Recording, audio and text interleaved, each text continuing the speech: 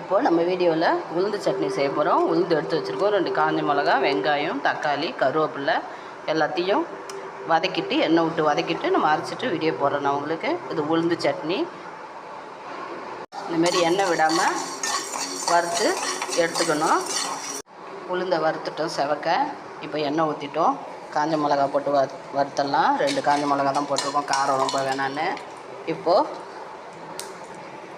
வதக்கி வச்சுருக்க வெங்காயம், தக்காளி, காஞ்ச மிளகா லேசாக வதங்கினா போதும்.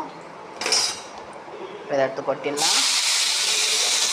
சட்னிக்கு உளுந்து வறுத்து வச்சுட்டோம். எண்ணெய் இல்லாமல் வெங்காயம், தக்காளி, காஞ்ச மிளகா, ஒரு கொத்து கருவேப்பிலை எல்லாம் போட்டு உப்பு போட்டு வதக்கி எடுத்துட்டோம். இப்போ மிக்சியில் போட்டு தாளித்து கொட்டிட்டு உங்களுக்கு வீடியோ போட்டுறேன். இப்போ உளுந்து சட்னி அரைச்சிட்டோம். கடுகு, உளுத்தம் பருப்பு, ஒரு காஞ்ச மிளகா, கருவேப்பிலை தாளித்து கொட்டிட்டோம். இதேமாதிரி செஞ்சு பாருங்கள். என் வீடியோவுக்கு சப்போர்ட் பண்ணுங்கள், லைக் பண்ணுங்கள், ஷேர் பண்ணுங்கள்.